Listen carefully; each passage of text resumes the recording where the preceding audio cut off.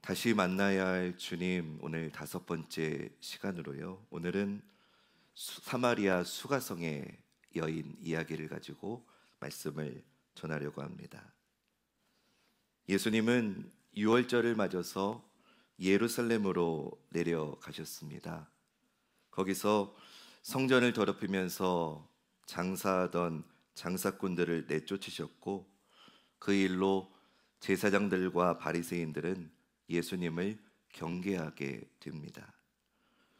그리고 점점 예수님이 많은 사람을 제자로 삼고 많은 이적을 보여주시며 하나님 나라를 선포하시자 제사장들과 바리새인들은 이에 더 큰 경계심으로 예수님을 죽이려고 결심을 하게 됩니다.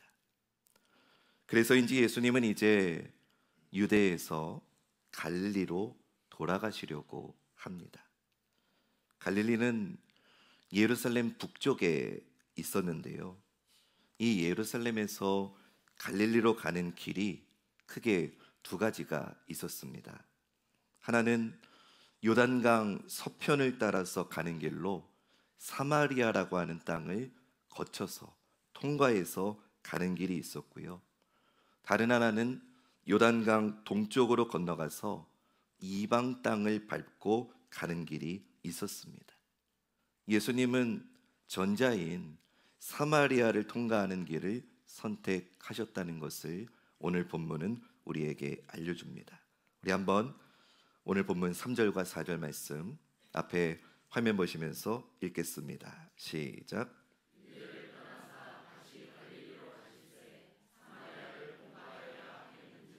아멘. 예수님이 선택하신 이 예루살렘에서 갈릴리로 가는 길인 사마리아로 가는 길은요, 거리는 훨씬 짧았어요. 이 이방 땅을 통과하는 것보다는 거리는 짧았어요. 그래서 훨씬 더 편안한 길이었어요. 그럼에도 대부분의 유대인들은 이 길을 가기를 꺼려했습니다. 이유는 사마리아 땅을 밟지 않기 위해서였습니다. 여기에는 역사적인 배경이 있습니다. 이스라엘 나라가 남북으로 나뉘어진 후에 사마리아는 북이스라엘의 수도가 됩니다. 그리고 이후에 주전 722년에 아수르가 이 사마리아를 점령했고, 그곳에 살던 이스라엘 사람들을 외국으로 이주시켰습니다. 반대로 외국인들을 사마리아에 들어와서 살게 했습니다. 이 들어온 외국인들이 사마리아에 살면서 이스라엘 사람들과 결혼을 하게 됐고, 결국 피가 섞이게 되었습니다. 이런 이유로 유대인들은 사마리아 사람들을 경멸했고, 예루살렘에서 갈릴리로 갈 때 사마리아를 거쳐서 가면은 짧고 편한 길이 있음에도 불구하고 웬만하면 그 사마리아 땅을 밟지 않으려고 했습니다. 우리나라식으로 말하면 없어져야 될 지역 감정이라고 생각하시면 좋겠습니다. 그런데 예수님은 이런 상황 속에서 사마리아 길을 가십니다. 방금 읽은 4절 말씀에 사마리아를 통과하여야 하겠는지라 라고 말씀합니다. 사마리아를 통과해야 하겠다라는 말씀이지요. 여러분, 이 말은 무슨 의미입니까? 단지 이 길이 짧아서가 아니라 이 길로 가야 할 특별한 이유가 있으셨다는 겁니다. 요한복음 4장 5절과 6절 말씀. 사마리아에 있는 수가라는 동네에 이르시니 야곱이 그 아들 요셉에게 준 땅이 가깝고 거기 또 야곱의 우물이 있더라. 예수께서 길 가시다가 피곤하여 우물 곁에 그대로 앉으시니 때가 6시쯤 되었더라.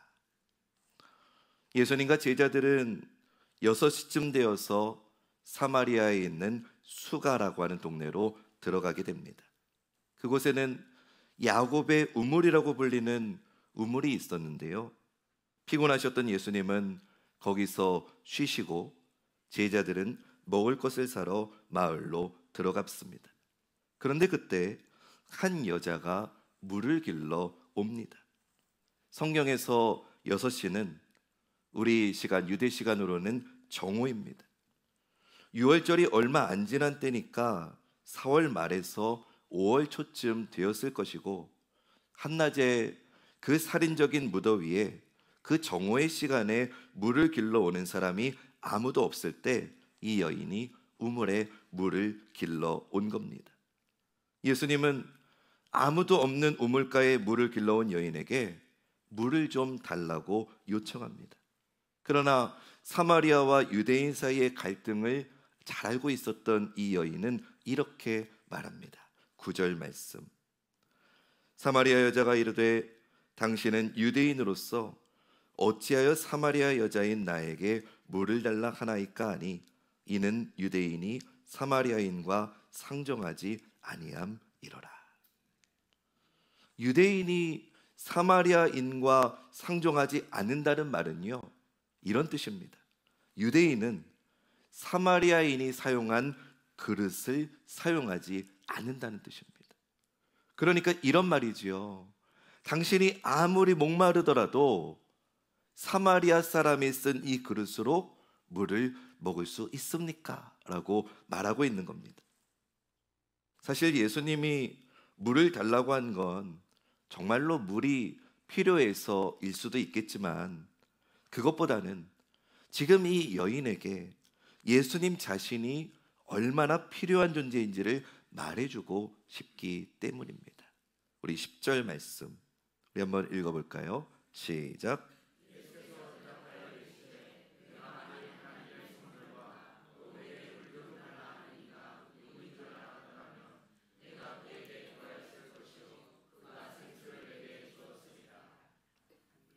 예수님께서 이렇게 말씀하시자 여자가 반문합니다. 11절에 여자가 이르되 주여 물 기를 그릇도 없고 이 우물은 깊은데 어디서 당신이 그 생수를 얻겠사옵나이까. 여자는 예수님이 물 기를 그릇도 없으면서 어디서 생수를 얻겠냐고 약간은 비꼬는 듯이 그렇게 말을 합니다. 여러분, 지금 웃음 포인트인데요. 잠깐 주무시더라도 눈을 잠깐 뜨시고 한번 웃어주시고 주무세요. 예나 지금이나요, 여자들이 말을 잘합니다. 감사합니다. 네, 지금 웃으시면 됩니다. 예나 지금이나 여자들이 말을 잘합니다. 이런 말이지요. 아니 지금 당신은 그릇도 없어서 나한테 물을 달라고 해놓고 무슨 생수를 주겠다는 겁니까? 라고 말하는 겁니다. 여자가 또 말합니다. 12절 말씀에 우리 조상 야곱이 이 우물을 우리에게 주셨고 또 여기서 자기와 자기 아들들과 짐승이 다 마셨는데 당신이 야곱보다 더 크니까. 그러면서 이 여인은 예수님에게 구약의 야곱보다 당신이 더 위대한 사람이냐고 대놓고 묻고 있습니다. 웃음 포인트 두 번째, 한 번 더 웃으십시오. 여러분, 예나 지금이나 대개 여자가 더 똑똑합니다. 여러분, 전자제품도 가장 최근에 나온 게 좋지요. 하나님이 남자를 만들고는 좀 하자가 많으니까 좀 더 완성형으로 여자를 만드셔서 예나 지금이나 여자가 더 말도 잘하고요, 여자가 더 똑똑합니다. 여인은 예수님이 말하는 생수가 단순한 물이 아니라는 것을 알고 있었어요. 이 맥락에서 여자가 말하는 대답과 반문하는 걸 보면 지금 이 여인이 결코 평범한 여인이 아니라는 걸 알 수 있습니다. 이 여인도 느끼는 거예요. 예수님이 말씀하시는 것을 들어보니까 뭔가 범상치 않은 분이라는 건 알겠어요. 그럼에도 지금 마음의 문을 열지 않고 이 여인이 냉소적으로 반응하는 겁니다. 13절과 14절 말씀 우리 한번 읽어보겠습니다. 시작.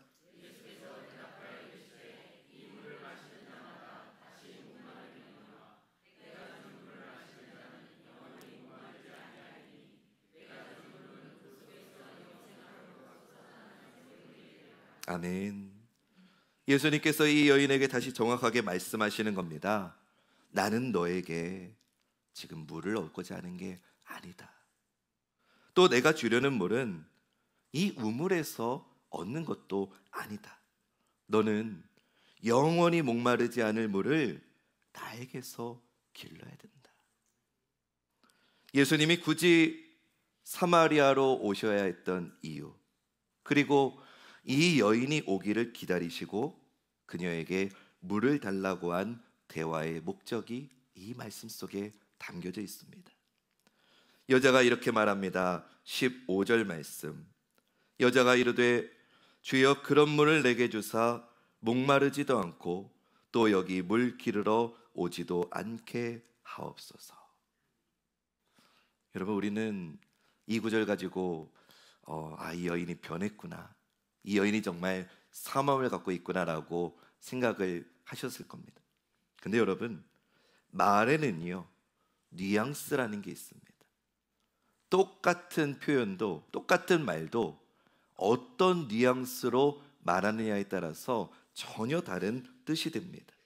지금 이 여인이 말한 15절의 이 말은 진짜로 그런 물을 구하는 것처럼 보이지만 사실은 이어지는 대화를 보면 전혀 그런 의도가 아니라는 걸 알 수 있습니다. 제가 좀 흉내를 내볼게요. 지금 이 여인의 뉘앙스는 이런 겁니다. 예수님께서 내가 영원한 생수를 주겠다라고 하시니까 이 여인이 그러세요? 예. 한번 줘보세요. 내가 다시 물기를 오지 않게 한번 줘보세요. 지금 이렇게 말하고 있는 겁니다. 이 여인이 좀처럼 마음의 문을 열지 않자 예수님은 전혀 다른 주제로 말을 건네십니다. 16절에 이르시되 가서 내 남편을 불러오라. 계속해서 냉소적으로 대화를 꼬아가는 이 여자에게 예수님이 갑자기 남편을 불러오라고 하십니다. 좀처럼 마음을 열지 않고 이리저리 대답을 회피하자 예수님은 전공법을 택하십니다. 웃음 포인트 세 번째, 마지막 웃음 포인트입니다. 만약에 여러분이 이 장면을 드라마로 만들면은 저는 이렇게 만들었을 것 같아요.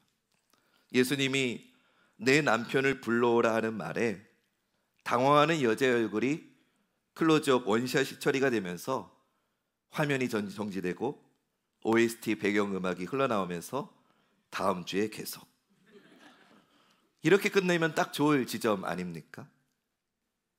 웃어주신 분 감사합니다. 여자는 순간 당황했어요. 여러 가지 생각이 머릿속을 지나갔겠지요. 잠시 머뭇거리는 시간이 지나고 이제 이 여인의 태도가 조금씩 바뀌게 됨을 보게 됩니다. 17절 말씀. 여자가 대답하여 이르되 나는 남편이 없나이다.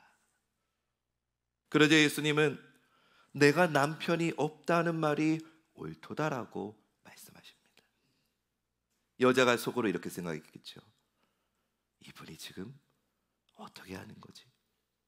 이분이 나에 대해서 어떻게 이렇게 아시는 거지? 18절 말씀.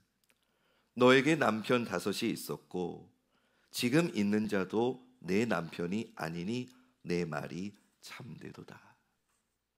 예수님은 남편이 너에게 5명이 있었고 지금 너하고 살고 있는 6번째 남자도 내 남편이 아니다라고 말씀하시면서 내 말이 옳다, 네가 드디어 진실된 말을 하는구나라고 말씀하시는 겁니다. 여러분, 우리는 모두요 저마다의 가슴 속에 속 깊은 이야기를 우리는 담고 살고 있습니다. 다른 사람에게 굳이 내 속 깊은 이야기를 할 필요도 없고 또 말할 기회가 있다 할지라도 어디서부터 어떻게 풀어야 될지 엄두가 나지 않아서 우리는 그거를 그냥 가슴 깊숙이 그렇게 안고 살아갑니다. 그러다가 때로는 그 마음에 깊이 품은 그 이야기가 너무 깊은 한이 되어서 누군가에게 말하고 싶은데 말할 이가 없어서 우리는 너무나 외롭고 괴롭게 살아갑니다. 이 사마리아 수가성의 여인도 그랬던 것 같아요. 이 여자가 예수님의 질문에 계속 냉소적으로 반응한 이유가 거기 있을지 모르겠어요. 낯선 나그네에게 친절하게 물을 건네줄 삶의 여유가 이 여인에게 없었던 거죠. 누군가에게 상냥하게 대답해 줄 수 있는 인생의 행복이 이 여인에게 없었던 거죠. 그래서 영생하는 샘물을 준다는 말씀을 들었음에도 그런 게 세상에 어디 있겠냐면서 시큰둥하게 반응했을지도 모릅니다. 그것이 한이 되어서 누구에게도 말할 상황이 못 되어서 외롭고 괴롭게 살아가는 이 여인에게 주님께서 내 남편을 데려오라 라고 말씀하신 이유는요, 이 여인을 골탕 먹이기 위해서가 아닙니다. 이 여인을 놀리기 위함도 아닙니다. 예수님은 지금 네가 참 힘든 삶을 살고 있다는 걸 내가 알고 있다. 너의 목마른 인생을 내가 알고 있다고 말씀하시는 겁니다. 그래서 너에게 필요한 영원히 목마르지 않을 영생의 샘물을 내가 주고 싶다. 주님은 이것을 이야기하고 싶으신 겁니다. 사랑하는 여러분, 우리가 영원한 생명의 물, 영혼의 참된 평안과 구원의 복음을 들으려면 먼저 하나님 앞에 우리의 마음을 열어야 될 줄로 믿습니다. 하나님 앞에서 나의 애통한 마음, 나의 깨어진 마음을 드러내지 않으면 우리의 목마름을 해결해 주실 그 주님의 은혜와 사랑을 결코 누릴 수가 없습니다. 여러분, 때로는 주님의 말씀이 내 심령의 정곡을 꽉 찌를 때가 있습니다. 그러나 기억하십시오. 우리 주님은 우리의 마음에 과거에 숨겨져 있던 그 무언가를 들춰내서 우리를 괴롭게 하고 우리를 지적하시는 분이 아니라, 주님의 말씀이 내 심령의 정곡을 찌르는 이유는 그것을 통해서 우리가 우리 자신을 정확하게 돌아보게 하시기 위함이라는 걸 기억하십시오. 우리가 우리 자신을 돌아보고 회개의 고백을 하게 하시는 이유는 우리가 영원한 생명의 물에 목말라 하는 사람이라는 걸 우리 스스로 깨닫게 해주시기 위함입니다. 우리가 얼마나 영생에 대한 갈증으로 목말라 하는 사람인지를 스스로 알기를 원해서입니다. 여자는 자신을 이미 다 알고 있는 것 같은 이 예수님이 확실히 무언가 다르다는 걸 느꼈습니다. 어쩌면 조금 전에 말했던 그 영생하는 샘물을 정말로 줄 수 있는 분이라는 생각이 들었습니다. 그래서 이 여자의 고백이 달라지기 시작합니다. 19절 말씀 우리 한번 읽어볼까요? 시작. 아멘. 이 여인은 예수님을 선지자라고 생각합니다. 그렇지 않고서 자기가 어떤 인생을 살고 있는지를 이렇게 단번에 알아차리지 못했을 것이기 때문입니다. 그리고 그녀는 드디어 이 주님 앞에 자기 마음속 깊이 숨겨졌던 그 질문, 그토록 하고 싶었던 진짜 마음에 꽁꽁 숨겨져 있던 그 질문을 하는데요. 선생님, 내 인생은 왜 이렇게 힘이 든 겁니까? 왜 나는 한 남자하고 행복하게 살 수 없습니까? 이런 질문일 줄 알았는데 아니었습니다. 전혀 뜻밖의 질문을 그녀가 합니다. 20절 말씀. 우리 조상들은 이 산에서 예배하였는데 당신들의 말은 예배할 곳이 예루살렘에 있다 하더이다. 여러분, 이건 굉장히 놀라운 말씀입니다. 복잡한 인생을 살았던 이 여인이 가지고 있었던 진짜 목마름은 사람과의 관계가 아니었어요. 이 여인의 진짜 목마름은 하나님과의 만남, 예배에 대한 질문이었다는 것이죠. 여러분, 예배는 하나님을 만나는 자리이고 하나님을 만나는 시간인 줄로 믿습니다. 하나님을 만나서 내 모든 것을 쏟아내는 것이 예배입니다. 우리가 흔히 하나님께 영광 올려드린다는 기도할 때도 그런 말 많이 하고, 예배를 통해 영광 받아달라는 그런 표현 많이 하지 않습니까? 근데 여러분, 하나님께 영광을 올려드린다는 건, 똑같은 표현으로 하나님께 영광을 올려드린다는 건 어떤 의미냐면요, 나의 아픈 마음을 하나님께 그대로 쏟아내는 것, 그것이 하나님께 영광 올려드리는 것입니다. 근사한 예배당과 화려한 세션으로 있어야만 하나님께 영광 올려드리는 게 아니라, 내 마음 깊은 곳에 숨겨져 있어서 누구에게도 말하지 못했던 내 마음을 하나님 앞에 쏟아내는 것, 그것이 하나님께 영광 올려드리는 것입니다. 전능하신 하나님은 사랑이 많으신 하나님이시고, 창조주이신 하나님은 우리 모두의 아버지이시기 때문에 그분께 영광을 올려드린다는 건 내 삶의 아픔을 그분께 다 올려드리는 것, 그것이 예배인 줄 믿으시길 주님의 이름으로 축원합니다. 그렇다면 우리는 이 수가성의 여인이 왜 예배의 장소를 묻는지를 알 수 있습니다. 또 예수님이 왜 사마리아로 굳이 오겠다고 하셨는지, 이 우물에서 여인을 왜 기다리셨는지를 이제 알 수 있습니다. 예수님은 마음의 빗장을 걸어 잠그고 냉소적으로 대답하는 이 사마리아 여자를 버리지 않으시고 끝까지 대화를 이어가시면서 그 여인의 내면 깊은 곳에 있는 하나님을 향한 갈망, 예배, 참된 예배에 대한 갈망에 답을 주시기 위해서 사마리아로 가야만 하셨던 겁니다. 이런 주님의 마음을 우리 다시 한번 새기면서 오늘 본문 요한복음 4장 3절과 4절 말씀 우리 한 번 더 읽어보겠습니다. 시작.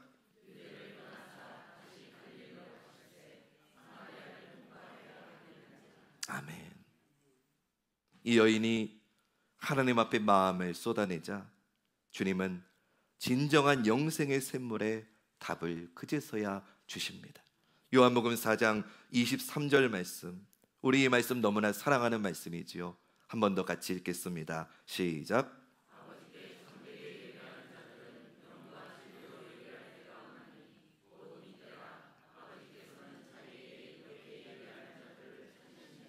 아멘. 주님이 말씀하시기를 지금이 바로 참되게 예배할 때이다, 영과 진리로 예배할 때가 바로 지금이다라고 말씀하십니다. 하나님은 지금 그렇게 예배하는 자들을 찾고 계신다고 말씀하십니다. 그러니까 주님은 지금 이 여인에게 이렇게 말씀하시는 겁니다. 나는 네가 참되게 예배하고 싶어하는 사람이라는 걸 알고 있다. 그런데 네가 나를 찾지 못해서 내가 너를 찾아온 거다. 여자는 예수님의 말씀에 놀랐어요. 그녀는 이 예수님이 말씀한 참된 예배가 오직 메시아를 통해서 이루어질 거라고 굳게 믿고 있었거든요. 그런데 선지자로 알고 있었던 그분이 26절에서 이렇게 말씀하시는 겁니다. 예수께서 이르시되 내게 말하는 내가 그라 하시니라. 아멘. 사랑하는 딸아, 너의 마음 깊은 곳에 숨겨져 있던 그 예배에 대한 갈망, 너의 아픔을 다 쏟아낼 수 있는 하나님과의 진정한 인격적인 만남이 있는 그 예배의 갈망, 그것을 이뤄주는 메시아가 바로 지금 너에게 물을 달라고 하는 바로 나다라고 말씀하시는 겁니다. 주님은 이 한마디를 주시려고 사마리아로 가셔야만 하셨던 거였습니다. 사랑하는 여러분, 그 주님은 오늘도 동일한 이 한마디를 여러분 우리 모두에게 주시고자 우리의 삶의 자리에, 우리의 마음의 자리에 지금 오고 계신 줄로 믿습니다. 그 주님이 내가 너에게 가야만 하겠다고 말씀하십니다. 그 주님을 만나려면 하나님께 내 모든 아픔을 쏟아내고 그분만을 간절히 찾는 사모함이 우리에게 있어야 합니다. 우리 마지막으로 이 찾아오신 주님을 만난 이 우물가의 여인의 변화된 모습을 보겠습니다. 요한복음 4장 28절부터 30절 말씀, 우리 마지막으로 읽겠습니다. 시작.